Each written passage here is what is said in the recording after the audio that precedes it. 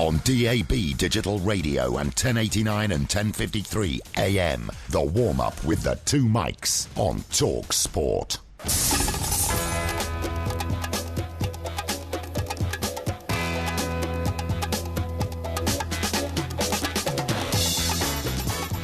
Good morning, I'm Mike Graham, he's Mike Parry. You're listening to the two mics on the warm-up. Porky's on location at Goodison Park, ahead of the live TalkSport 2 commentary of Everton against Stoke. It's the first official day of the season, and Arsenal are still top after one game. We'll be finding out what Ronald Koeman's going to do now that Olivier Giroud has signed a signal he's staying at the Emirates, and also we'll get the lowdown on what Liverpool can do to keep Philippe Coutinho. 08717 223344. Coming up later on, we'll have a 1 minute moan, and we'll explore how the Porky Jinx has hit the beef over in America. Plus, we'll have a look at the golf course where Donald Trump has decamped for the summer, despite the fact that he's still plotting World War III. You're listening to the two mics with me, Mike Graham, and Mike Parry on Talk Sport.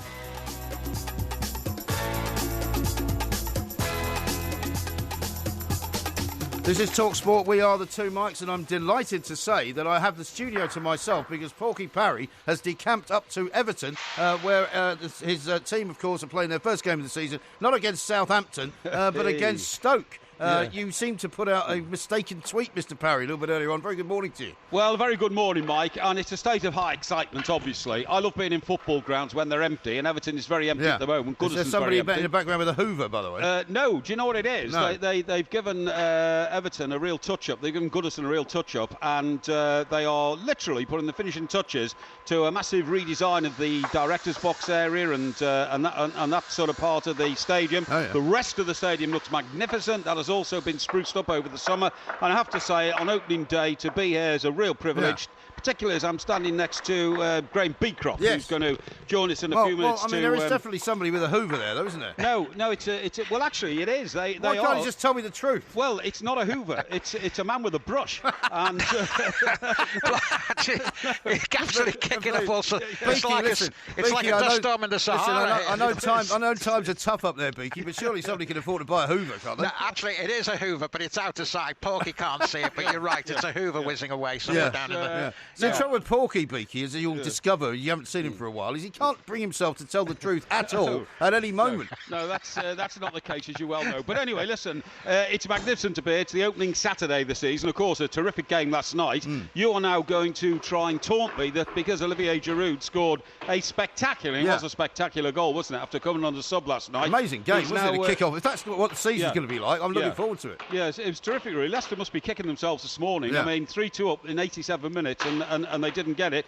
However, we're hoping for something like that action today. Now, can I tell you that it is the 125th anniversary of Goodison Park? Is it? Celebrating 125 years at Goodison Park. That could be another reason why they're sprucing the stadium up. It's, it's very, very exciting because of all the players Everton have brought in. And on the front of the programme this morning, Mike, is a picture of our, so far, one forward signing, Sandro. But as we got him for 5.2 million, and I think Graham would agree with me here, he's looked pretty lively in the warm-up game so far. Graham, we're expecting big things of that boy. Yeah, very much so. They got him for £5 million from Malaga, and he is their main striker at the moment. They're looking for another one, no question about it. But right at this moment, there's a tremendous burden on the shoulders as they try to make up the 20 goals that went missing when Lukaku disappeared out of the door. There's two big Everton stories for me at the moment this morning. Obviously, we'll get to Coutinho because I want to hear Beaky's view of that because he is the man that knows all there is to know up at Merseyside. That is the story. That is the story. But just before we get to that, the Ross Barkley situation still seems unresolved. A couple of people are now saying Ronald Koeman's somehow done a U-turn. He's now saying there's a place for Barkley in the squad if nobody comes in for him, which at the moment seems to be the case. And secondly, if Olivier Giroud isn't coming, is there going to be another target sort of somehow sorted out between now and the end of August? Well, you can't answer that. I can't answer that. No, I want Beaky to answer it. Well, Beaky may know more than me, but I doubt it because I got my finger on the pulse. Beaky, do you know more than me? Well, I do know that unless they do sign another striker, that they will be, in trouble. There's no question about it. They need to sign. If Sandro gets injured, for instance, then where do they look to for goals? They just aren't there. Calvert-Lewin's a good young lad coming forward, and I think will be a very good player. But right at this moment, to pressure him with scoring a lot of goals in the first team is a little bit too much for him, I think. So they do need players still in. The fact that Ross Barkley hasn't gone, I think, is only due to the fact that something will happen right on the final day of the transfer window. Everton want 50 million for him. Daniel Levy down at Tottenham Hotspur knows darn well that they're not going to get 50 million pounds for him, and that he can get him for a lot less if he waits right to the very end because his contract runs out in 9 months' time. Absolutely right. Now, as far as the amounts of money that are going on are concerned, I mean, I heard an amazing figure this morning, guys, that 135 million quid is what they're looking for Coutinho over at Anfield. Yes. I mean, the world really has gone mad, hasn't it? Well, yes, it has gone mad. But I mean, the point is the benchmark, or you know, the excess in transfers has been doubled in the matter of one transfer, and that's the transfer, of course, that takes Neymar to PSG. Everybody's now using that as a level, so that didn't do any good to the spiralling wages and spiralling transfer costs. But that won't happen again. The other issue here, by the way, MG, at Goodison, is on July the 7th, Friday night, you and I broke the story that Wayne Rooney was definitely coming back to Goodison, that the deal had been done, that he was an Everton player, and I made the prediction then that Wayne Rooney would start against Stoke on the opening day of the season. That's right. And unless anything happens between now and Wayne Rooney going in and getting changed and falling off his bench in the dressing room, that's exactly what's going to happen. Absolutely brilliant stuff. Now, let's talk about Coutinho, Beaky, because I heard John Barnes on the Sports Breakfast this morning saying he doesn't think he's going to go anywhere. Liverpool don't want him to go anywhere, but the story was broken by your good self yesterday, right here on TalkSport, that in fact he's asked for a transfer. Yeah, that's right. I mean, I think the situation hasn't changed to a degree because Jurgen Klopp and the Liverpool board were well aware that he wanted to leave. But it was too late for Barcelona to come in. Jurgen Klopp couldn't possibly. You can give him £150 million, and he can't possibly bring in a player of his calibre with the limited time that he's got available. I mean, I heard Dean Saunders saying, well, yes, sell him, and then bring in Harry Kane and bring in Dele Alli. Well, are they for sale? I don't think so. I don't think Spurs are going to let them go. So he's in a situation where he's got to keep Coutinho. You know, there must be an understanding with Coutinho that, yes, he can go to Barcelona, but not now. He can go at the summer transfer window in 12 months' time, but not now. And the reason I think that the Liverpool fans would accept that if he played another season at Liverpool is similar to the Suarez situation. There is a fantastic pull for South American players and Spanish-speaking players around the world to go to Spain and to play for Barcelona and play for Real Madrid. Everybody understands that, and everybody understands that those two clubs, above all in the world, are the two with the biggest pulling power for lots of players, but especially for South American and Spanish-speaking players. Everybody accepts that, and if Coutinho plays another season at Liverpool, the fans will say, thank you very much, thanks for what you've done to us. Now off you go and you play for the club that you might have always wanted to play for. And I think this is well-tried transfer formula now. It first started with Ronaldo leaving Manchester United and going to Real Madrid. Sir Alex Ferguson asked him for one more season, he gave it. It happened here at Goodison with John Stones. You know, we asked him for another season and he did it, and he got off to Manchester City. And I think that is a well-tried, you know, transfer policy now, because you don't want an unhappy player in your dressing room. So you don't want to say to the boy, no, you are not going. You come to a compromise. Yeah. And that looks like what might have happened over at Anfield. Just one other brief thing on that as well. Liverpool, of course, are hoping to get to the Champions League stage. So they've got this important qualifying game against Hoffenheim coming up now. If they manage to get over them, it's not inconceivable that come later stages of the Champions League, that Barcelona and Liverpool could be drawn against one another. Can you imagine the furore if he was let go and he was a Barcelona player playing against Liverpool and knocked Liverpool out of the competition? That would be very, very difficult indeed. We'll have a bit more on that coming up very shortly. But also, let me ask you this, Porky. I don't know whether you've seen the news from the United States of America. As you know, the fourth major is underway, the PGA, US PGA. Rory McIlroy not doing particularly well. It's too over, your mate Beef has had to withdraw from the competition with a sore shoulder. I'm calling it the Porky Jinx. Well, it's not the Porky Jinx at all. I hope that Beef, resumes a great golfing career. I wished him the best of luck in this one and hope that he would power away, because any British golfer playing on American soil, to me, is a hero. And but he's given up the PGA Tour, though, because of his injury. Yeah, I know, and that's very sad. I don't know where he's got his injury from, obviously, but I mean, golf. It's all that tweeting I think he was doing. He's injured his shoulder. I'm not sure if it was that or whether he was clowning around somewhere. But I mean, not that he's a clown or anything of course like that. Not, but no. I mean, he does like getting in with the crowd, and he's a very affable sort of gentleman, and I love him. I think he's great for British sport. Yes. I wish him the best of luck. Absolutely right. Now, fantastic stuff. Porky and Beaky up in Goodison Park. Yeah. The Hoover's still going in the background. It is. Hopefully you get the guy to turn it off. Can you not tell him you're doing a live radio show? Yeah, and by the way, it's a bit more serious than the Hoover. About 3 rows in front of me, there's a bloke with an oxyacetylene gun who is sort of welding a bit of a seat or something.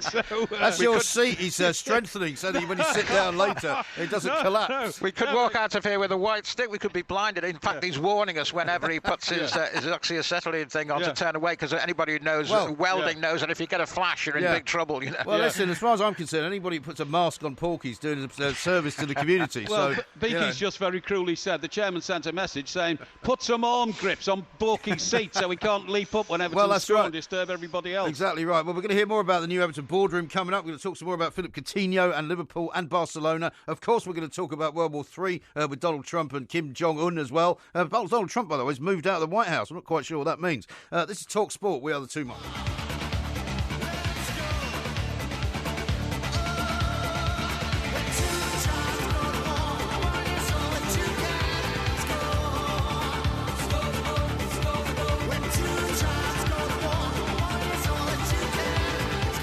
Talk Sport, we are the Two Mics. Let's take a look at the latest transfer news with Tool Station, because there's a lot of it going on, guys. Mike Porky Parry is up at Goodison with Beaky. A couple of quick tweets for you here. The bloke welding the seat at Goodison, says the blurry black cat. Is he the same bloke that repaired Porky's chair? Yeah, he probably is, probably the same guy there. There's a lot of work going on round here, and a very mischievous tweet has just been put out, Mike. It shows a gentleman mowing the pitch, OK? Because the pitch looks immaculate, and as you know, the FA have introduced new rules where they don't want colourful patterns woven into the turf. Yeah, they just want it straight up and down now, and I have to say, it's all to do apparently with offside. If you've got sort of circular movements on the pitch, the linesman, the assistant referee, can have his vision warped by a curve in the turf, if you see what I mean. Absolutely. So funny enough, this morning, Beaky and I have witnessed two chaps going round with bales of string and dragging them across the pitch to make sure all the lines are completely straight. You know, so it's a work in progress. However, somebody's taken a picture of one of the gentlemen mowing the lawn and said, "I've spotted Porky at Goodison." We knew he had a use after all. Well, indeed. I mean, far be it from you to actually do anything, though, instead of standing there just talking. But here's another one for you, because this is where I'd like to kick off with this conversation about players who are not playing on this sort of opening weekend. Virgil van Dijk, we got Gylfi Sigurdsson, we got Danny Rose, of course, after his interview the other day, and Alexis Sanchez. I've got a tweet here from somebody who says, "Porky, while you're at Goodison, can you ask Mr. Kenwright why it's taking so long to sign Sigurdsson? What is going on with that?" Well, I wouldn't have the temerity to ask Mr. Kenwright that, or any chairman of any club, because, you know, they have this delicate business of the transfer window to deal with until the end of this month, and it really is touchy-feely, you know, one step forward, two steps back, all that kind of stuff. Everybody thinks the deal will go through. I think it's a question of what Beaky told you a few minutes ago, just getting the price right. I think he wants to come to Everton. When a player's got it in his mind that he wants to move on to another club, it's no point in hanging on to him, putting him in the dressing room with the other players. He's unsettled. It's just business. It's just business. Yeah, it is. But, I mean, is he going to end up there? I mean, he's not playing for... So. He's obviously not in the right mood to play. I don't think he's ever going to play for Swansea again. No. But you know how sometimes these things happen where the guy leaves Swansea, but somebody else comes in the final kind of 24 hours. Well, let me throw you to Beaky, who's got his finger on the pulse here. Well, I think he definitely will come. Quite what the difficulty is, I'm not 100% sure, Mike, so I don't want to try and read Bill Kenwright's mind on that one. Nonetheless, there is a slightly different aspect to it as well, in that, you know, he's not playing for Swansea, yet the deal isn't done. Swansea and Stoke, are they going to be fighting it out at the bottom of the table come the end of the season? So if Gylfi Sigurdsson doesn't move and is still at Swansea and not at Everton, then will that be a slight disadvantage to Swansea? So I've no doubt Paul Clement and Ronald Koeman would have wanted that transfer to go ahead quickly. Indeed. Now, what about over at Liverpool? Virgil van Dijk supposedly wants to go and play there. He's kind of also not in the mood to play for Southampton at the moment. What's going on with that? Well, what I think is going on there is that the player power situation, which has, you know, worked so effectively, certainly in Neymar's case, the biggest example in the history of football, because he wanted to be a star in his own right, not overshadowed by other players in one of the world's great teams, has given other players of lesser ability strange ideas about their power and their strength to order their own transfers. Yeah, right. So, I mean, is he going to end up as a Liverpool player, or what do you think, Beaky? I think it's a touch and go on that. I mean, definitely Southampton wouldn't want to sell him to Liverpool, but he wants to be a Liverpool player. Now, unless another club comes in, the likes of Chelsea are supposed to be interested, Manchester City, and that another club comes in, then I think that it's not beyond the realms of possibility that he will come to Liverpool, despite everything that's gone afore. And the difference here is that he doesn't want to play. He said he doesn't want to play. He's not going to play. What's the point of keeping him? Get all the money you can and get a replacement in if you possibly can of a similar sort of standard. That's right. I'll tell you what, Mike. I'll tell you who I think is vulnerable in the current transfer market mentality. It's Spurs. Yeah. Because obviously Danny Rose has busted open, a sort of an unwritten law that you don't go around spouting about what's happening at your club. But if you remember, and I can, I've got it here, the following day after that explosive interview, Danny Rose, several newspapers printed a comparison of wage structure between Spurs and the teams that finish below them, and in particular Manchester City. Almost every Spurs player is earning about 1/3 of what Manchester City players are earning. Now, if I was a ruthless chairman or a ruthless manager, I would go and hit Spurs for their best players, and in particular, I'd go for Harry Kane. I've said this before, that if Jose Mourinho wants to illustrate how ruthless he is, he should tell the powers that be at Manchester United, find me 120 million and go and buy Harry Kane, because Spurs are vulnerable. They're vulnerable because the players are unsettled. They're vulnerable because it's been illustrated that Spurs players are massively underpaid. But not only that, if Harry Kane is in a team that's not going to acquire great players, he wants to go to a team that is. I think that would be an absolute opportunity for a predator club to go and hit Spurs. No, I agree with you. I don't understand why everybody's being so nice about everything. Because, if you want Harry Kane, you just go and get him, don't you? I would have thought so. Mauricio Pochettino is in the papers this morning saying that he forgives Danny Rose, and does he have a future? Does he have a future at Tottenham? Of course he does. Well, he's not worried about having a future at Tottenham. He's worried about how much money he's going to make, isn't he? And how he can get away from Tottenham. Yeah. So it's a bit late to say he's got a future there. Yeah, just on a different tack, you might have heard that there's no noise in the background now, Mike. Well, you've silenced the Hoover. It wasn't a Hoover. It was actually a massive street cleaner, one of those gully cleaners that was outside the ground about 50 yards away, and they were doing a cracking good job. Forgive me for asking this question, but they haven't been using Goodison Park really, have they? So what on earth are they cleaning it up for? Well, they're cleaning it up because it's the start of the season. Well, don't they clean it at the end of the last season? Well, of course they do. Well, they just leave it sort of in a state of disrepair. Well, you're a complete idiot, you are. That's nice. Because I'm not the one that put out that Everton were playing Southampton, by the way. Yeah, neither did I. Yes, you did. I've screen saved your tweet. I know you've deleted it now to try and pretend it didn't happen. No. It's just broad thinking. It's broad thinking. We will be playing Southampton here at Goodison at some stage during the season. Just preparing myself for that. But listen, you won't know these sort of things. But when you leave somewhere for 3 or 4 weeks... and nobody's in there, no activity, the first thing you do when you go back in is clean it. What do you mean, like your place down in Gosport, the world centre of crime? My place down in Gosport, which is not the world centre of crime, you're absolutely right. You have to go in and you clean it. Now, a football stadium is not used during the summer. Repair work goes on. They tart the place up and they're putting the finishing touches to it today. By the way, talking about Gosport, and this is something so exciting I can't tell you. I wish I wasn't working on next Friday, because guess what? What? HMS Queen Elizabeth, the aircraft carrier and the biggest ship the Royal Navy have ever built, is steaming into Portsmouth Harbour at 9:57, and from my balcony of my penthouse you get the world's best view. Well, I've got some good news for you, Porky, because you're doing the show on your own on Talk Radio from Wednesday. That's right. Sure they'll have taken you off the air by Friday, so you might be able to spend the day down in Gosport after all. Do you know what? You just give me a great idea, Mike. If I can sabotage my chances Wednesday and Thursday... I don't think there's any need to worry about that. Young Denny might get so fed up with me, he might say he's had enough. Now, the most important question I haven't asked you yet, which is perhaps Beaky might have some information for me, is what on earth you got up to last night? Because you hot-footed it out of the studios here in London at about 4 o'clock yesterday afternoon. So I'm assuming you got to Liverpool before 7. So what did you do last night? Very quiet evening, actually. Really? I got the old Rattler up to Liverpool. Got there about 7:15. And by the way, what a delightful trip. I would have thought that there'd been millions of people. At what stage of the evening did you tweet out that Arsenal were playing themselves? Well, that was before I went, actually. Was it? Yeah, that was to do with our BetSafe pals. And of course, my mind is full of many things. It is indeed. And most of them rubbish. It's very, very difficult to compartmentalise the many thoughts going into my head. I think, unlike other people, I think at such a rate that sometimes facts overtake each other. That's right. So you're saying you didn't go out? Is that what you say? I didn't go out. I stayed at the Crown Plaza, a lovely hotel, no problem at all. Right on the river there, right next to the Liver building, and the Beatles Story Museum is just along the way a bit. Okay. So I went along. You decided not to go to the Adelphi this time, then?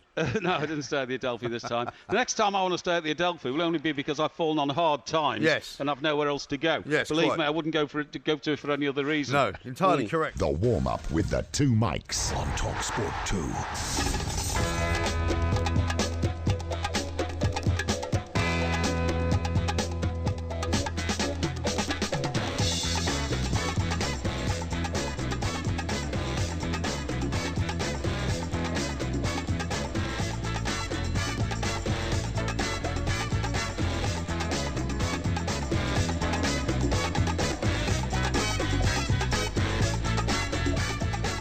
Good morning, I'm Mike Graham, he's Mike Parry, we are the two Mikes, you're listening to Talk Sport 2.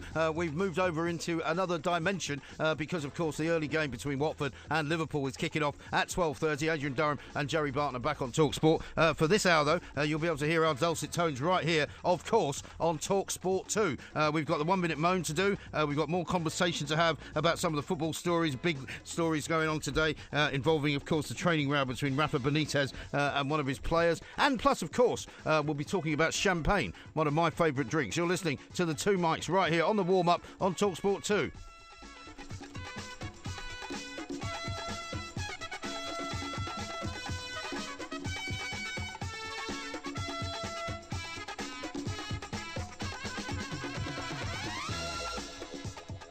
This is TalkSport 2. We are the two Mikes, and in fact, this is the first time we've ever been on TalkSport 2. We've been on Talk Radio all week. We've been on TalkSport this morning, and now we've been on TalkSport 2. So, in fact, we have run through the entire gamut of the whole building's radio stations, apart, of course, from Virgin, which we haven't done yet. But we will be talking about some champagne stories, champagne tales, with Mike Parry, who is up at Goodison Park, of course, with Everton and Beaky as well, because there's a new book out all about champagne, and that's what we're going to talk about in this hour. Because, of course, the universal pick-me-up, as Lily Bollinger once said, I only drink champagne when I'm happy and when I'm sad. Noel Coward apparently enjoyed a glass on his own daily for breakfast. So wine expert Dave Zew has turned his obsession for fizz into a book called I Love Champagne. He's actually a Scotsman who works at La Gavroche in London. Used to work there, rather. He now buys wine from one of the world's largest online retailers. But he's written a book with some fascinating facts in it about champagne. And, of course, corks travel up to about 100 miles an hour, apparently. 340 million bottles are produced a year, with demand outstripping supply. It was invented, actually, by a Benedictine monk called Dom Pierre Perignon, which I guess is why Dom Perignon is one of the most expensive champagnes in the world. He lived from 1638 to 1715. He's credited with developing the method of introducing sparkle into the acidic white wine in the region around the city of Reims, which is now known, of course, as Champagne. Dom Perignon once said, apparently, to his fellow monks, "Brothers, I am drinking the stars." One of the most amazing things that we can say about champagne, by the way, is that in London, people drink so much of it that the amount of champagne drunk in the city, in the capital city of London, is exactly the same amount as is exported to America every single year. And only recently has the appetite in the US overtaken that of the UK capital. Absolutely incredible. Now, in terms of some information that you might need to know if anybody ever asks you about different size bottles, a Magnum is 2 bottles, a Jeroboam is 4 bottles, a Rehoboam is 6 bottles, a Methuselah is 8 bottles, a Salmanazar is 12 bottles, and a Balthazar is 16 bottles. Now, you can get even bigger than that because it goes up to a Nebuchadnezzar, which is 20 bottles, Solomon, which is 24 bottles, Sovereign, which is 35 bottles, Primat, which is 36 bottles, and a Melchizedek, which is 40 bottles, and that is apparently named after the King of Righteousness. I'm not sure even Mike Parry could manage to actually do that. But the book is called I Love Champagne, Fall in Love with 50 of the World's Best Champagnes by Davy Zui, published by Freight Books at $12.99. I think we'll definitely have to get something like that ordered in, and of course, we will be talking about it, as I say, from as soon as possible when we get hold of Porky, who is up at Everton. He's up at Goodison Park. We will be speaking to him very, very shortly.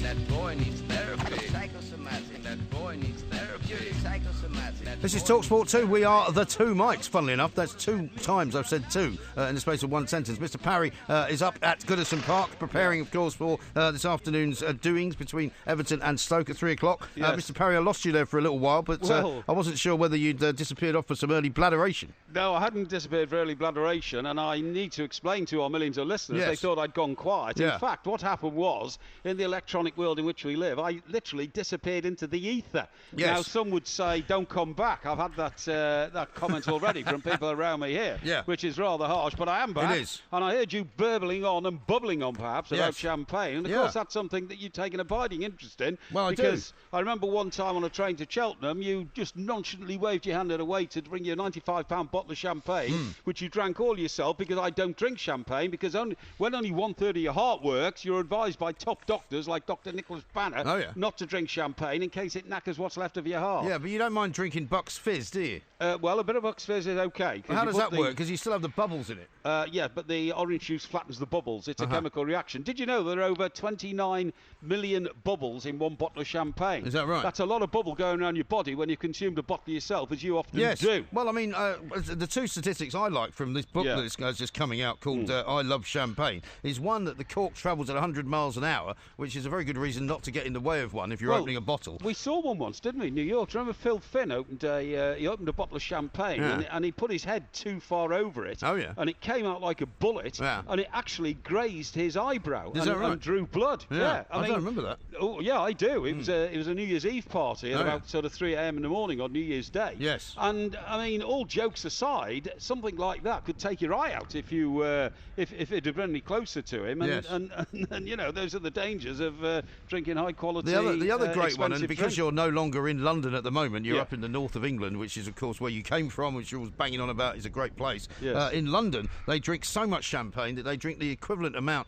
to the amount that is exported to the entire United States. Really? In London alone? In London alone, yeah. Well, that'll be all those rich people in the city of London. I don't know how much champagne they drink in Liverpool. Quite a lot. Quite a lot. Oh, yeah. And listen, Liverpool's a city of sophistication, mate. There's more culture here than you would get in places like Hackney.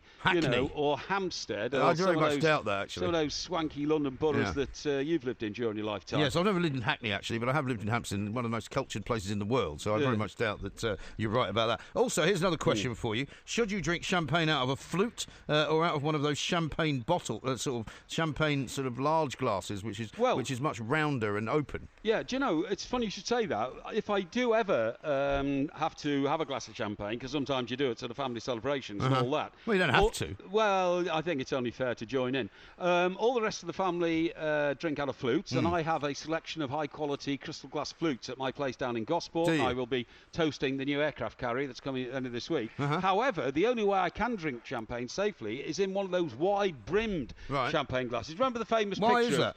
Well, because it releases so much more of the gas out of the glass, if you see what I mean. It's not concentrating, it doesn't go down your throat. Yes. Now, the sort of glass I'm talking about is, remember the famous picture of George Best at his new nightclub pouring this bottle of champagne into the glass at the top and it's cascading down. That's like right. Well, it used to be that they were the only glasses you could have for champagne. That's right, that's right. But no, quite seriously, as a medical thing, you're safer drinking champagne from a wide-brimmed glass like that than a flute, because the flute sends all the gas right down your thorax, into your esophagus, past the esophagus, into the lung-like air of your body, where the carbon dioxide mixes with the gases already in your vernacular system. Is that right? Yeah. Are you sure you haven't been drinking already? No, I haven't. Beaky, I can hear you laughing there in the background. I'm sorry to shut Porky up for a minute, but no, not at all. You're going to need to keep a very close eye on him already today, because clearly, there's a long time to go until kick-off. Yeah, I have done. You know what? I was tempted to give him a ring last night and say, "Do you fancy going out for a drink or two?" But I know a drink or two turns into 3, 4, 5, and 6. And I've been with Porky on a night out. It can get very, very tasty indeed. So I decided, for the benefit of this show this morning, above all, that we wouldn't meet last night. Well, I think if you operate as a bit of a chaperone for him as well, that would be very good between now and the hours, because he's got to get back here for a show we've got to do tomorrow night, which is at 10 o'clock at night. I want him to be in a reasonable state, because I know what he gets like. I've got a funny story for you about some champagne. Actually, when I went to the U2 concert last year, or a couple of years ago now, actually, it was at the O2 Arena down in North Greenwich there. All the bars were absolutely chocker full of people, lines of about 5 or 6 deep. And the only place that I looked as if I could get a drink was the champagne bar. Right. And there was a champagne bar, a famous brand, I can't remember whether it was Veuve Clicquot or Moet, one of those. Anyway, so I went and got a bottle of champagne, and we sat and had it before the show started. And then halfway through the show, we decided we'd quite like some more champagne. So I went out to get another bottle. And they said, "I'm sorry, you can't take that into the arena while the show's on." And I said, "Well, what am I supposed to do?" And they said, "Well, you'll have to decant it into a couple of glasses." So I thought, well, the only way I can do that is to get 2 pint glasses, pour half of it into one glass and half of it into the other, which effectively meant it was 2 pints of champagne. Yes. One of which I drank, and the other one of which I gave to the mother of my children, who was decidedly squiffy by the time they were doing the encore. I had to sort of practically carry her out. I bet she was. But I mean, that's the sort of ill-disciplined attitude you have to the impartation of drink and food. All I'm saying is you don't have to drink it out of a flute or one of those champagne glasses. You just stick it right into a pint glass and drink the whole lot. Yeah, by the way, Mike, I would ease up on the old selfies because every time you take a selfie now, people comment on the fact that your face is getting wider and wider. Yeah. And I'm not trying to be insulting to you. Would you like to point to one? Would you like to point to one person who has said that? Well, I don't want to be. No, you can't, can you? I don't want to personalise No, you can't.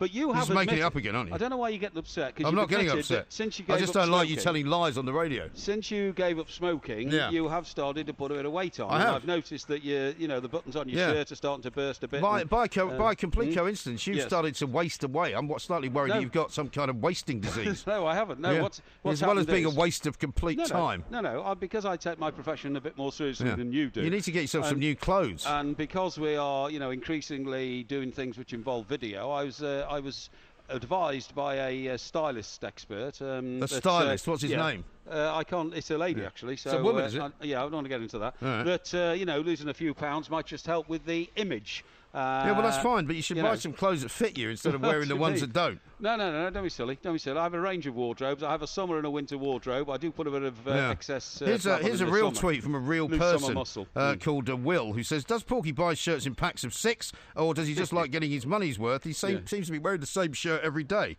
No, we've got the answer to this one. I've got about 30 shirts, and about half of them are blue, and about half of those are blue and white stripes, or a combination of. I see. No, that's the answer to that one. Okay, and Jake says, "Foolproof way to win shed loads of dosh today. Bet on the complete opposite of everything Mike Parry predicts. Job done." That's very harsh. Yeah. Because I'm brave and have gone for a surprise result at Chelsea. Yes. You are now saying that I've gone off my rocker. We'll see, won't we? Around about 5 o'clock today. Absolutely right. Now, as you know, the World Athletics Championships are still going on, but I'll tell you something that isn't going on, and that is an annual sheep race, which normally would take place in a town called Moffat in Dumfries and Galloway. I was going to say Dumfries and Galloway. The which sheep is, of are course, running around up there. Southwest corner of Scotland, right? Yeah. But guess what? Apparently, animal rights campaigners said that nobody bothered to actually ask the sheep whether they wanted to be in the race, so they've now stopped it on the grounds that it's unfair to the sheep. Isn't it utterly ridiculous, honestly? You feel sometimes like going and finding these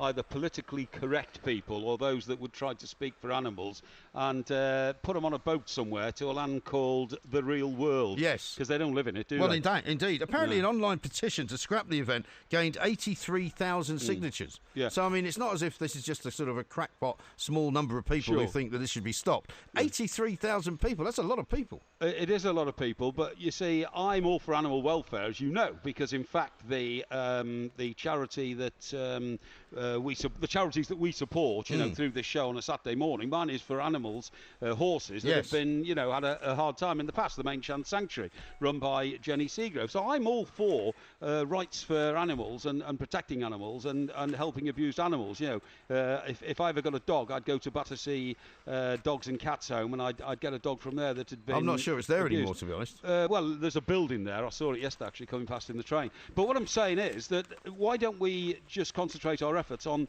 helping animals that are getting badly abused, whose owners do, not treat them properly. Yeah. And we have had campaigns in the past to release Tommy the Chimp from his concrete cell and all that. How's that going? Well, some people think it's a bit of a run laugh away, and all that. But Hasn't he run away? No. He has? Well, no, he's back. He's back. And if you draw he's attention back in to the cage? No, he's back in the hands of the people who look after him. And if you raise those issues, it raises awareness. But to spend spurious time on trying to second guess a sheep's brain about running in an innocent race, which the sheep probably like, because horses like running around as well. Well, they might do. Is a complete waste of time. I mean, and the people who do it should be ashamed of themselves. They've got nothing better to do. The picture I've seen of these sheep is they have a sort of knitted jockeys attached to them, right? Yeah. And they run down the high street. Yeah. Now, I mean, they presumably haven't asked the sheep whether they want to be sheared either. Does that mean they're going to stop shearing them? It's ridiculous, honestly. It's completely ridiculous. And we moved into a world now where almost anybody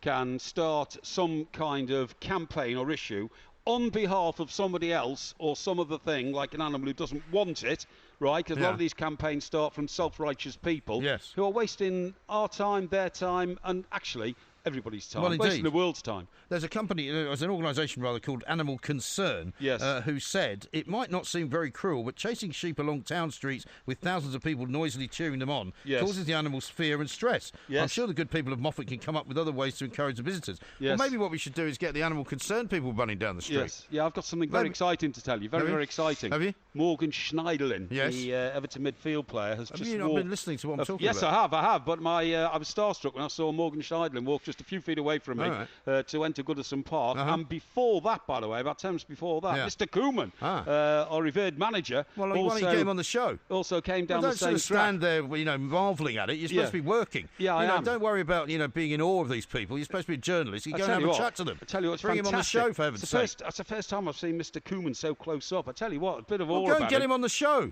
Because of that hair that he's got, is like sort of light sandy coloured. It's almost like he has a halo effect around his head. You know what I mean? Well, never mind the halo effect. Can you go and get him to actually talk to you? Well, if I could stop talking to you for 1 minute, which is a waste of my lifetime, by the way, never mind the sheep's lifetime, I might be able to do something. Yeah, okay. Now, talking about managers, your best mate, Rafa Benitez, a man who you've consistently given a hard time to ever since he called Everton a small club. He's having a bit of a row with his owner, isn't he? Well, I tell you what, it's more than a row in my view, because what's happening here is, you see, it's so hard to read what's happening with the board at Newcastle, because they go down, right, and then all of a sudden Rafa gets them back up. There's a huge swell of, enthusiasm, as it was just sort of 4 years ago last time they went down and they came back up, you know what I mean? And then all of a sudden over the summer it dissipates. And one of the headlines I'm reading this morning is compete with City & Co. This is Mr. Ashley speaking. I cannot and I will not. And then the subtext says, owner Ashley warns Rafa he must live within his club's means. And once again, Rafa Benitez, who must have thought that if he did the job of getting Newcastle back into the Premier League, he'd then be given the ammunition, the tools and the encouragement and the support to mount a proper Premier League campaign, he's suddenly finding the rug has been pulled from under his feet. It's not the first time a Newcastle manager's found that out. And what about the row that he's having with the player as well? I mean, it all seems very bad-tempered up there at the moment, doesn't it?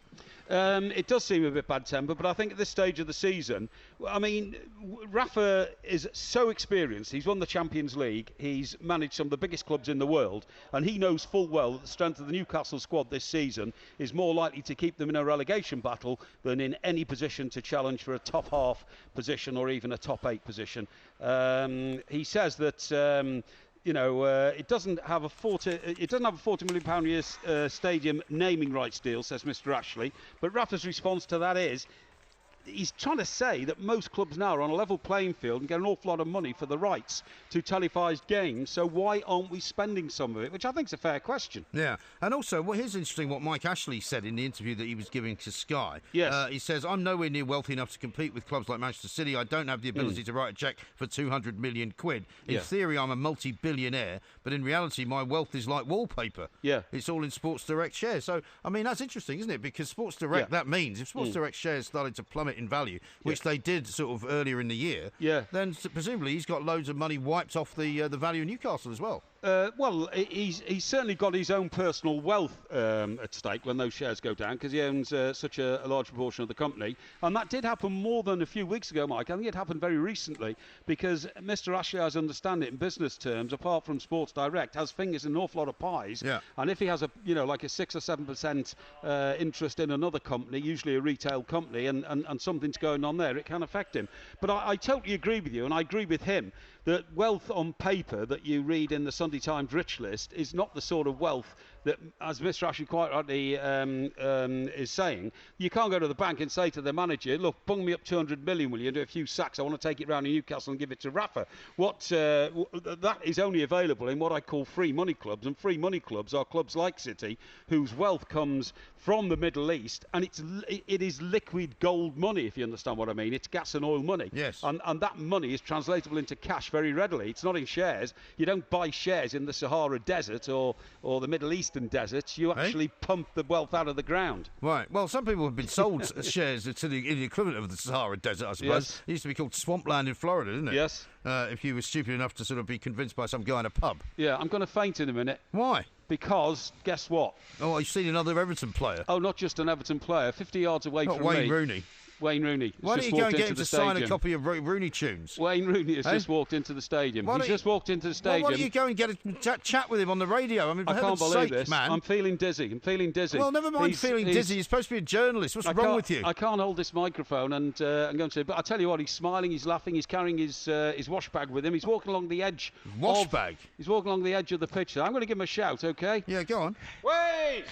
Yeah, tell him to get on the. I'm waving, and Wayne's waved back to me. Has he? What a boy! Yeah. He certainly has. Yeah. Well, get him to come over and talk to you on the radio. You're not running some kind of, Beaky witnessed it. I saw it. What happened? And he did. He smiled and he put his thumbs up to you. And he waved at me. And then, before you had the chance to rush towards him to try and say, "Will you come on air?" Race down the tunnel. My day is made. I've never heard anything more amateurish and ridiculous than Mike Parry at Everton. The whole point of you going there was to talk to some guests. I thought you were going to get some guests on the show. Yeah, we'll get some guests on the show. Well, you've only got half an hour left. Yeah, well, don't worry about that. I'm not worried about it. I just want you to do your job. You just man the fort down there. We'll get on with the real business up here, right? Yeah. Have you taken your autograph book, have you? You can get it signed by all those Everton players. Listen, no other journalist in this country has spoken to Wayne Rooney today, but I have. No, you haven't. Beaky witnessed it. Damn, sorry. I have. So this is now going to turn into you spoken to Wayne Rooney. I have. Well, you shouted out from 100 yards away. It doesn't matter, mate. You acknowledged me and he waved. Now, what you were saying earlier about your outfit, right? Yeah. Dean has not gone unnoticed. Dean says, Mike, when are you going to change out of your pyjamas and into your Everton top? Hashtag plank. Yeah, you see, this is all very harsh, isn't it? But I don't care. You see, I don't care. You know, sticks and stones may break my bones, names will have hurt me, and it's fantastic to be here at Goodison today. What a day on the opening day of the season. The chances of you being sober by the time 3 o'clock rolls around are absolutely and utterly 0%. In fact, if BetSafe was still here, I imagine they'd run a book on it. It was about 7-2 on. Once again, you see, trying to decry and discredit me and my personality. I think, sometimes that your disgraceful behaviour should be taken up by the management of TalkSport. Don't worry. Listen, I've got some good news for you, though, because as we were talking about champagne earlier, apparently a small glass of wine or a pint of beer helps unleash your creativity. It certainly does. What do you make of that? Well, I actually accord to that.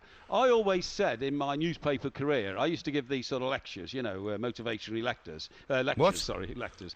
Motivational Hannibal lectures. Lecter. Yeah, Hannibal Lecter, that's right. But these motivational lectures, I used to say, now look, because in those days, believe it or not, the imbibement of alcohol was a very big part of our business. I mean, it was a very big part of your business, and it wasn't exactly everybody. It was a big part of everybody's business, and when you worked in Fleet Street, because there were like 27 pubs in Fleet Street, all within a 5-minute walk of the office, it was always the meeting place where you went. Now, I used to say to people, right, and I thought this is rather clever, I used to say, young man, you'll be a better man after 3 drinks, but a worse man after 13. Right. Always stop somewhere in the middle. But then again, they would see me late at night sometimes in a Fleet Street bar on the 14th and ask me and question me as to why I hadn't followed my own rules for self-discipline. Yes. But it wasn't easy. And what was in those your days. answer? Well, horses for courses. A particularly stressful situation had just happened, which I had to adjust to and cope with. But these days, of course, it's completely different. How is it different? What? Do you know, I'm standing here and talking to you. Who have you seen now? More and more Everton players are coming in. I'm just going to break this to you. You are inside Everton's football ground. They are playing a game this afternoon. The idea that you're going to see a few Everton players, not entirely surprising. Idrissa Gana Gueye has just come up and he's just looked up and acknowledged us. Why don't you give him a shout? Because I don't think I should. I mean, I think... I want to hear you shouting out his name. No, I'm not going to do that because that might be rude. I mean, the boy's not as well known to the club round here as Wayne Rooney, who's, of course, back for his second incantation here. Yeah. And by the way, do you remember we did that show in July? When we told everybody that Wayne Rooney was coming back, we broke the story that Wayne Rooney was an Everton player once again. And I think I predicted that Wayne Rooney would be in the starting line against Stoke on, I'm saying it again, on August the 12th. And today is August the 12th. It's going to happen. How about that? Well, you don't know that. I haven't seen the team sheet yet, have you? I think I'm fairly confident that it will happen. Yes, I think so. Ben says this. Must be weird, Mr. Parry, knowing that you're going to finish 7th even on day 1. Well, look, I take that in the spirit it's meant, but I mean, that has no basis in fact. It has no basis even in theory. The point is that Everton finished last season with a squad which was not nearly as strong as the squad that they're starting this season. Yeah, I know, but I don't think that's the issue. But the issue is not so much the fact that the squad is better. The issue is that the big gap between 6th and 7th place in terms of points, you can still make up a load of points but still be 7th. Yes, I agree with you, but I still think we're such a better team than we were last season. I think a marked improvement will take place. It's funny that this time of the year, what you see, all the sort of scribes in Fleet Street and all that kind of stuff, are saying who's going to win the Premier League, who's going to be in the top 4, who's going to win the FA Cup, the League Cup, and all that kind of stuff. Yeah. And none of them that I've seen so far have put Everton in the reckoning, except one to win the League Cup. But look, as I speak to you, I can tell you there's a load more players coming in. Michael Keane, our new signing, the centre half from Burnley. Do you mind talking to a couple of them? He's here. Well, as they're 100 yards away, Mike, I can't. Well, I'll tell you what, we're going to stop talking for a minute so you'll have a chance to run down there, get somebody on the air, and then we can come back and talk to them. No, Mike, listen, because you very rarely go to a football ground, you don't understand the architectural structure of a football ground. So you're going to fail in your mission as a journalist. You're now just a fan. Is that what you're telling me? No, you just can't do it, mate. I see. You just can't do it because it doesn't work. Well, maybe I'll ask the professional Beaky to do it instead. Yeah, well, Beaky's a top professional, and he can't do it either because he's got to man this. He's got to keep. I've got to look after you, mate. Yeah, you've got to stop him getting anywhere near the. You've got to stop him getting anywhere near the bar. What an absolute disgrace! The pair of you. The pair of you. You definitely go and talk to Ross Barkley. Ramirez and Ademola Lookman's here, so look, it's looking great. Maybe you could draw me a picture and send it down. Do you know what I think is absolutely outstanding? What is it? 3.5 hours away from kick-off, okay? Yeah. And all the Everton players are getting here so early. They obviously desperate to start the season, desperate to get on with things, desperate to get themselves into shape. They'll be in the gym now, you see. All those players who've already come in, Wayne Rooney, all that, be in the gym, below me. I'm in the main stand. Maybe they all want to have a good laugh and watch you performing. Well, like that's a seal. Fine. That's fine. They can come in and they can watch anything they want. It doesn't bother me whatsoever. Yeah, because I feel privileged and honoured to be here. Yeah, I can tell. On this opening day this season. I can tell. And the other great thing is remember why you're there, though. Yes, I know why I'm here. Now, you've got to remember as well, I could be standing in a stadium which in 2 years' time could be rubble because Everton's plans to go to a new stadium are well advanced, right? Yeah. Well advanced. And I think it's magnificent that Everton have tarted the stadium up, even though it may not be here for much longer. But the sense of optimism today exudes everything over here on the blue side of Merseyside. Really? How fascinating. This is Talk Radio. No, it's not. It's Talk Sport 2. Porky and Beaky are up in Everton, up at Goodison Park. What do you make of that version of that song, Porky? That's the Communards. Don't leave me this way. Don't leave me this way. Who did that originally? It was Harold Melvin and the Blue Notes, I believe. Yeah, okay, yeah. Well, they're a terrific record and all that. Now, I spoke to you last night about this Strictly Come Dancing and the fact that there's a reverend in it. Yes. You tell me you're going to tell me more about it today. Who is the reverend? Well, it's the Reverend Richard Coles, right, who is 55 years old, a musician, a journalist and a Church of England priest, right? He's now the vicar of St Mary the Virgin in Findon, Northamptonshire, I believe, but he was best known for being in the Communards with a bloke who you'll know probably better than him, Jimmy Somerville. Jimmy Somerville. Yeah. Was he the guy with the bald head? Yes, that's right. Who used to sort of, he pirouetted around a lot. Yeah, he did. I mean, that was their first top 10 hit, Don't Leave Me This Way, but they also did Never Can Say Goodbye. Never can say goodbye. I thought a woman sang that originally. Well, yes, I believe it was a woman originally, but Richard is now, sort of firmly having left the music business behind, was a choir boy at school, studied theology at King's College in London from 1990. And he's now trained as a classical musician, plays the piano, but he plays in Bronski Beat as well. But he's quite a character, and now he's going to be on Strictly. I suppose that's your ultimate modern vicar, really, isn't it? Well, no, I can understand why he would be on Strictly if he was a pop star, or be on Strictly because he was some kind of, great musician writing songs and all that. But why do you want a vicar on Strictly? I mean, that's a compromise of his Christian beliefs, isn't it? Well, you mean vicars can't dance? What's wrong with dancing? No, vicars can dance, but you have to understand, the unwritten code of Strictly is the physicality of the interaction between he's not a Catholic the two priest. people. Well, it doesn't matter. Vicars are allowed to be married. They're allowed to have sex. Yes, but he's dancing with a woman who's not his wife. So? And the whole idea is sexual chemistry, isn't it, in Strictly Come Dancing? It's a dancing competition. Do you think a vicar should really indulge in a competition where the whole purpose is to exude sexual chemistry? Well, have you turned into the Pope or something overnight? Sex? You're complaining about people having sex in public in Corfu. Yeah. You're now complaining about a vicar going into a dancing competition. No, not at all. That's ridiculous. I've never watched Strictly Come Dancing. No, I haven't. But how do you know what it's about then? Well, one of the reasons I don't watch it is because I know it is designed to exude sexual chemistry. It's not. And I find How can you even say that without having watched it? I find the exudement of sexual chemistry on TV rather embarrassing, actually, because so much of it doesn't sound like it. With the way you describe some of those shows on Porky Vision, it's all you ever talk about. Well, no. I mean, that's not what I talk about. That's when you're talking about something like Desmelda in Poldark. Well, what about Versailles? Versailles? Yeah. Well, I stopped watching that because I found it too revolting. Really? I mean, people. You are really just like a little Victorian, aren't you? No, I'm not like a little Victorian at all. I have certain standards. Now, listen, I want to tell you something. Go on. And of course, I'm obviously a very big fan of Everton Football Club. Wouldn't say anything against I think you made that very clear. However, the first few players that I saw come into the stadium, which I spoke to you about, they come in from an entrance in the far corner from where I am now, and then they walk around the edge of the pitch. Right. And then they come out the tunnel.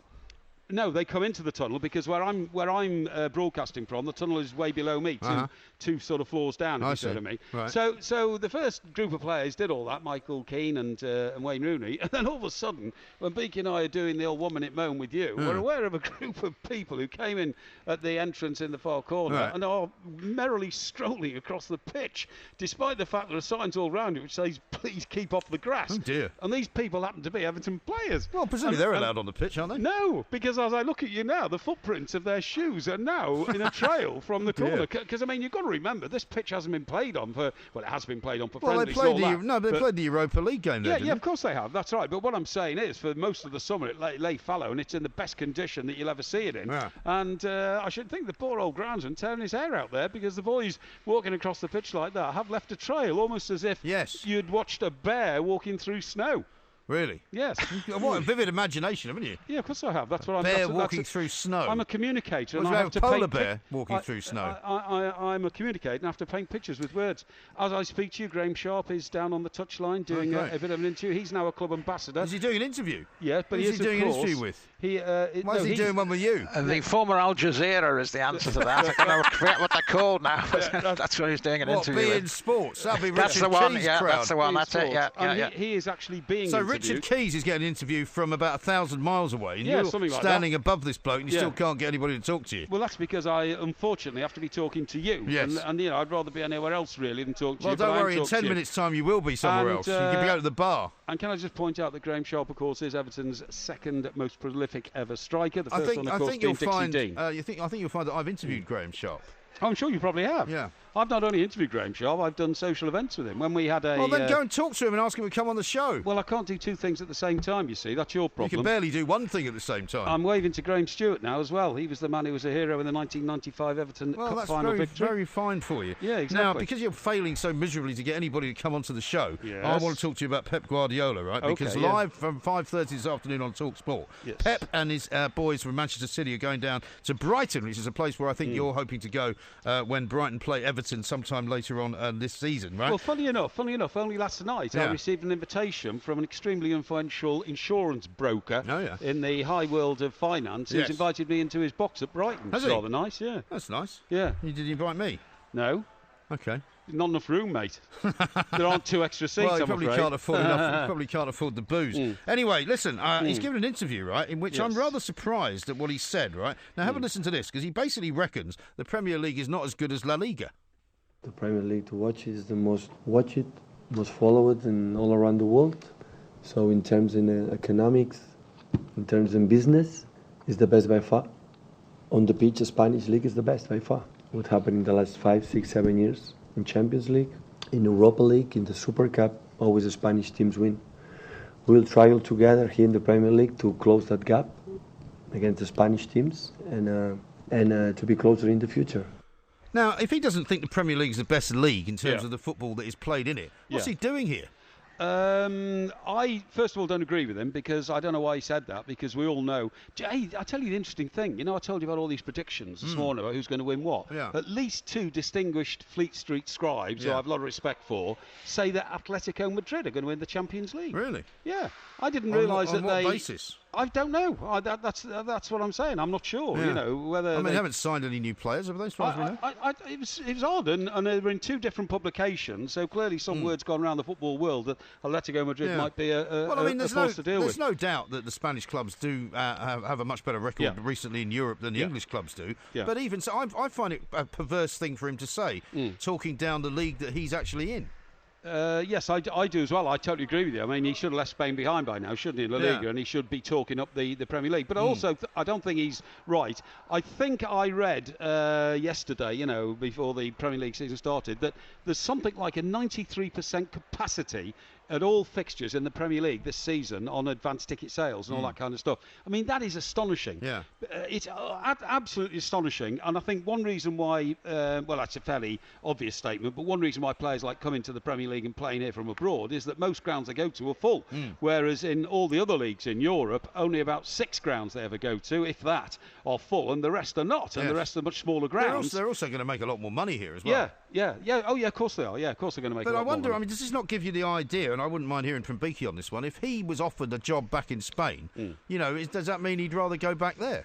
Well, how could he go back and where would he go to? Well, yeah, that's a good point because, I mean, the top jobs are all taken there. I understand the point that he's generally making. The top teams, you cannot argue with the right at this moment, they are better than the top teams in this country. But if you went right the way down the league, I'm not so sure about the overall quality further down. I think there's more competition right throughout the league than there is in the Spanish league. So his argument is right in one way in the way he puts it, but wrong in another, if you see what I mean. Yes, no, I do. It's a very strange situation. I mean, what do you make of Brighton as well? Because they're going to be struggling, I would think, in this opening game against Manchester City. I think they will, against Manchester City. I think it'll give us an indication of. To make a statement, you have to have a really, like Arsenal did last night, dramatic or powerful victory on day one, don't you? Yes. And if my sort of gamble comes true that Burnley gets something out of Chelsea today, that will put Chelsea off track, if only for the fact you've lost 2 points on the opening day, which could be vital on the last day. But on the Brighton thing, I'm quite surprised that, again, some people I've spoken to say they'll have a struggle to stay up. I think Chris Hughton's the best of the managers who are coming up, and I think he does a terrific job. And I was also surprised when I was looking again at a huge, round of predictions that not many people think Huddersfield are going down. Now, if it was me, I would say Brighton are in a much better position to stay up. Their new stadium, the Amex, is magnificent. The whole feeling about the club, the backers to the club is one of huge optimism. Whereas Huddersfield, with the greatest of respect to them, are almost still shell-shocked that they're in the Premier League, and whether or not they can adapt to the enormity and gigantic task they've got ahead of them, I would say is questionable. Although people do say Huddersfield is a very well-run club. It's been constructed in such a way that it will be able to kind of withstand, the competition and the difficulties of being in the Premier League. Yeah. And I think you might be surprised by Huddersfield. Well, I could be, and I hope I am, because everybody loves the underdog to do well. But no, I don't think Brighton will have a problem this season. They will have a problem this afternoon. I agree. So important to get off on the day. That's why I'm delighted Everton are at home today. I'm delighted it's Stoke, with no disrespect to Stoke, but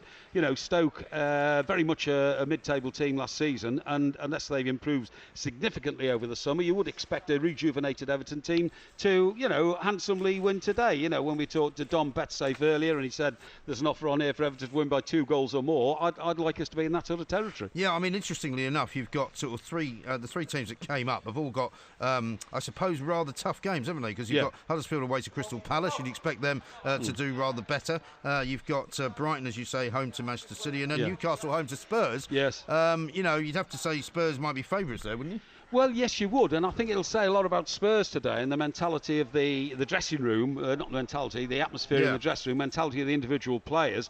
But I think Newcastle are beaten before they come on the pitch today because everything is so downbeat about their buying record over the summer and the prospects. And do you know what, those Geordie fans, sometimes you think, do they really get the reward that they most definitely deserve for their dynamic loyalty to their team? There's only one team in Newcastle, obviously, Newcastle United, whereas a lot of other big cities in this country have got 2. So if you're born within 30 miles of the city of Newcastle, you're a Newcastle United fan, and that tremendous loyalty that generates has been very, very rarely rewarded over the last 3 or 4 decades, hasn't it? Now, the show's very nearly over, so you'll be able to enjoy yourself and relax and not have to worry about your role as a journalist. Relax, you can just go and mingle with the Everton players as if you're just a fan. Now, what's the plan for later? Are you coming back tonight or what? Yeah, I'm on the Rattler back tonight, and just to remind our millions of listeners and those on TalkSport 2, those on Talk Radio, those on TalkSport, and perhaps even in the future, even on Virgin. Yes. You and I have got a show tomorrow night, 7 to 10 on TalkSport, have we not? No, we haven't. No, it's 10 till 1. Oh, is it 10 till 1? Yeah. Sorry, OK, right. So you can turn up at 6:30 if you like, but I won't be here till about 9. Yeah, OK. Well, I'll be there in good time, don't you worry. I'm sure you will. Beaky, it's been an absolute pleasure. Yes, thank you very much indeed. Sorry I had to deny you. I'll never forget that. I'll be putting it down in a little black book, obviously, for future reference. Yeah. Try and make sure that Porky, I'll looks point him in the right himself. direction. Yeah, you may have to abandon him around about 4ish when things start to take a bit of a turn for the ugly. Dear. Do you know what I mean? I don't think so. I do know what you mean. Yeah, just say you're going to go to the toilet and don't come back. It'll be one of those. Thank you. Besmirching my reputation again. Mr. Parry, enjoy the afternoon. Indeed, we will. And I'll see you tomorrow. Will do indeed. Thank you very much indeed. Mike Parry and myself will be back, of course, at 10 o'clock tomorrow night. Coming up on live TalkSport games this afternoon, we've got Watford-Liverpool, 12:30 on TalkSport. Everton-Stoke, 3 o'clock on TalkSport 2. Brighton against Manchester City on TalkSport at 5:30. And then at the very same time, Middlesbrough-Sheffield United on TalkSport 2. Coming up next, it's the Premier League preview show. Then it's Dan Windle with the Transfer Centre. And, of course, as I said, that's all covered and followed at 3 o'clock by a live exclusive national radio coverage, Everton versus Stoke. This is Talk Radio.